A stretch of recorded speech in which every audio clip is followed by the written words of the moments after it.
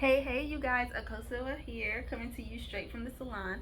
Let's get right into today's video where I am going to tell you the 7 things that I feel guaranteed my longer hair journey. So I'll put a picture probably here of where I started and where my hair is now. And I honestly might be a little bit shorter now because I did just do like a big clip on my ends, but it's still somewhere in that vicinity. But as you can see from the pictures, like I started in a tragic spot and then it really got really long. Like I was able to retain it, and so I'm still on that journey. I just want to see like really how long I can get my hair.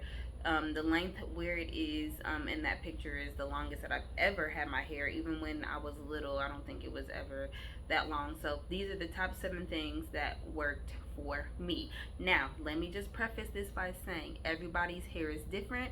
Everything that worked for me may not work for you, but I do feel like a lot of these things are basic hair care things that if you do implement them, you will see some success at some capacity. But you are going to have to learn how to pay attention to your own hair and the needs of your own hair to get it to do what it does. Okay, so let's get into this list here. Well, first, and let me just like briefly explain the difference between growth and retention, because a lot of people use the words interchangeably. Even sometimes I do, just because it's what you're used to hearing and what you're used to saying, but they in fact are not the same thing. Hair growth has to do with like your hair cells, your hair bulb that is like inside of your scalp, and so it grows the hair. So everybody's hair is growing. If your hair is not growing, then that means you have bald spots. So just because your hair is at a shorter length and it doesn't seem to grow past a certain point does not mean that your hair is not growing. Your hair is growing. Your challenge is, my challenge was, anybody who is having that challenge is that we are not retaining the length that is being grown out due to like lifestyle, hairstyles, everything that we do to our hair, the hats that we wear, scarves in different seasons, etc. So hair growth is your hair growing out of your head from, your follicle and the hair bulb. And retention, length retention, is when you are able to retain, keep, hold on to the lengths that are growing out of your head without it breaking off. Okay? So now that we got that settled, let's get into the list that worked for me. So, one, if you know me, and if you know me well, or if you're a client of mine, I will preach and preach and preach and teach all day long about deep conditioning your hair consistently. By consistently, that is deep conditioning once a week, maybe once every 2 weeks. Personally, for me, I did a once a week deep conditioning. Sunday is my shampoo day. I would really cleanse my hair really well, and I would deep condition every Sunday. But absolutely do not go past. If you want to see the deep conditioner, the benefits of the deep conditioner on your hair, then do not go past the 2 week mark. But I definitely recommend deep conditioning once a week. For me, I definitely, at that point in time when I first started, it's different now, but I started with my hair at a point where it was low porosity. It wasn't very porous. It didn't accept moisture very, very well. And so I did use heat to help my cuticle open, so that it would accept the moisture from the deep conditioner more easily. So that's what I did. Deep condition once a week with heat. Number two, I was not doing, well, the style that I was doing for the first few months for sure was like a medium or large 2-strand twist. I would just do them myself. And then I would either wear like a beanie cap with a satin scarf underneath, or I would wrap my hair in my African wraps. And I literally would just like recondition it, like spray it down, and put cream conditioner and seal it with oil. And like I was leaving it alone, you guys. I wasn't restyling my hair every single day. I wasn't touching it. I wasn't doing my edges every single day. You know what I mean? I was pretty much leaving it alone, letting it be, so that I wasn't over manipulating my hair.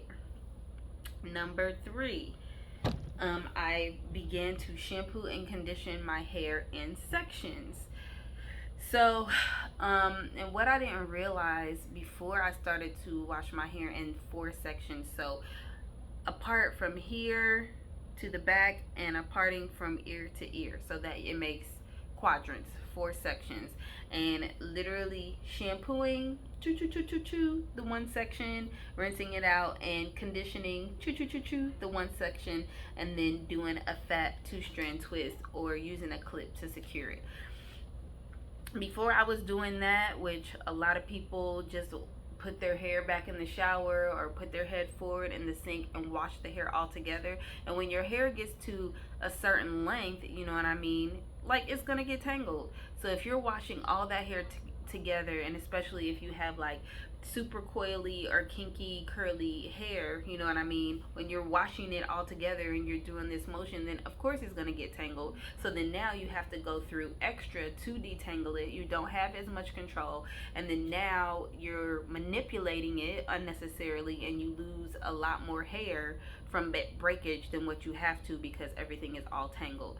So you guys, like, I really feel like it was a game changer for me to start shampooing and conditioning my hair in those four sections.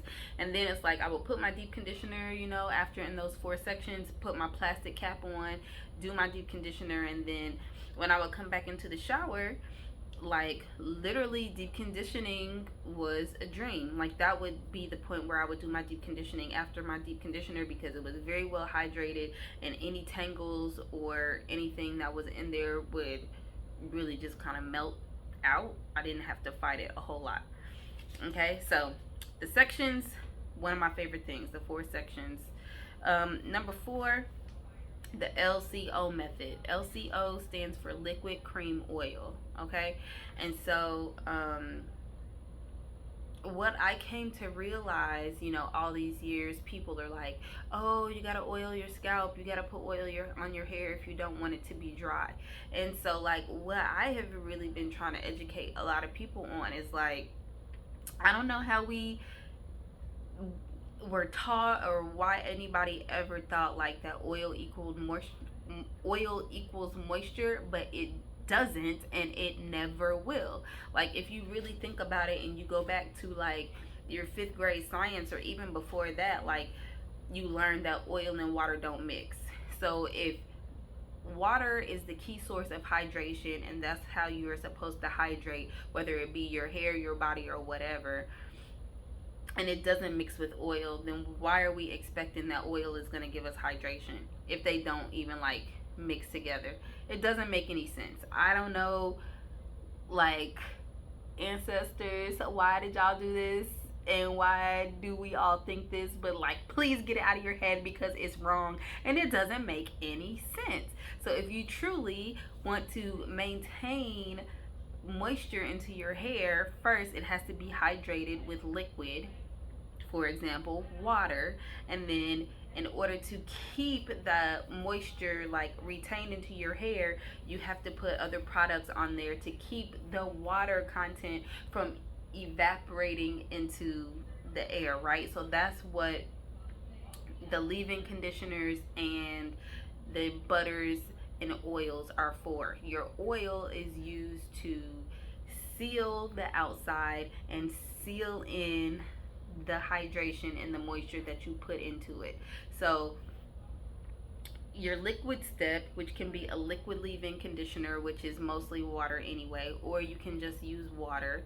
Like, so imagine after you've just shampooed and conditioned your hair is already wet, so your liquid element is already in your hair. So then you layer on a cream leave-in conditioner, which the first ingredient in that is probably, or should be, water, right? So then that's your first layer to keeping the hydration in, and then you follow it up with an oil after to seal all that in. So that doesn't mean that during your week that you do it the one time and you forget about it. Maybe some people can do that, but for me, so I'll tell you specifically what I use. Water I did use as my hydration step, and then I would follow it, or I would use my spray bottle that would have a leave-in conditioner water mix. I know a lot of people do that. I like to do that sometimes. But so that would be my liquid step, and then my cream step would be my leave-in conditioner. The one that I prefer, well, was using at the time and still use now, is the Mielle honey and pomegranate leave-in conditioner. I like it just because it's really, really light. It's not heavy. It smells great. No, I'm not being sponsored by these people at all, but I do feel like it is a really, really good product. And it's soaked into my hair really, really well. And then I would at that time I was using castor oil just because it was a heavier oil and it didn't evaporate, and it didn't let the products evaporate very quickly, and it had a very, very shiny appearance. So I like that about the castor oil. But currently right now what I really like to use is the bam oil. And so it is tea tree, eucalyptus, I believe, and um, lemon essential oil. I might not have all the ingredients. I'll have to put it in the description box, but that's what I use now for my oil steps. So you can pretty much use any oil that you like, but if you do tend to have drier hair, then I would recommend that you use an oil that is a little bit heavier, because oils like coconut oil or olive oil, those lighter oils don't tend to be heavy enough to really seal and keep your moisture from evaporating out into the air really, really quickly, right? And so what I would recommend too, for your LCO method, that you reapply every 2 to 3 days. That is what would work the best for my hair. So I would have my two strand twist in, medium large size 2-strand twist. And if I noticed that they were looking a little bit dull, because what you want to look for is that it remains shiny in appearance and feels like nice and supple. And so if I noticed that it was dull, or like it felt a little bit crunchy, then I would take my leave-in conditioner spray bottle mix and give a nice mist until it was damp. You don't want it to be soaking wet, but give a nice mist until it's damp. And then I would just like put my leave-in conditioner and squeeze it, squeeze it into my twist, and then take my oil and then squeeze that down. And then especially on the ends where it's curled, really make sure those ends are coated, because those are the areas that are most prone to breakage. All right, got it? Get it? Got it? Good. All right, number 5. Some people don't like this product. Some people don't. I don't have a problem with it. So you really just have to use it at your own discretion, or ask your healthcare provider, because it is a vitamin. But biotin, I feel like biotin really, really helped me to retain my length and even speed up my growth process a little bit faster. So the biotin that I use is the liquid biotin. I do take it currently now.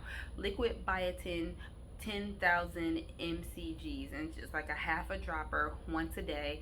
I use the vanilla flavor. It still is actually kind of disgusting, but it's really quick. Like, I put it under my tongue and like let that be that.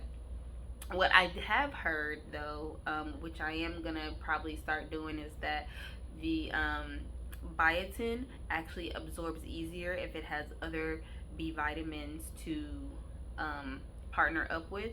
So one of my fellow stylists was telling me that if you do like a vitamin B complex that has like other B vitamins into it, then you would get more efficacy out of the biotin. So why not? And probably have more energy too. But the biotin, I think, definitely helped out a lot. Number 6, of course, bonnet always when you're sleeping. I feel like that's self-explanatory. That's a step that a lot of people do already, so that shouldn't be too hard. And then number 7, only detangling when my hair is wet and has conditioner in it. And then for sure, only detangling with a large, like a wide tooth comb, or with my fingers. And I feel like all of that is self-explanatory as well. Like if you get to a knot, like don't be just like ripping through it. You kind of want to like hold it loosely and just like pull out strand by strand until the knot comes loose, and then you can detangle from the ends up to the roots, never from the roots to the ends.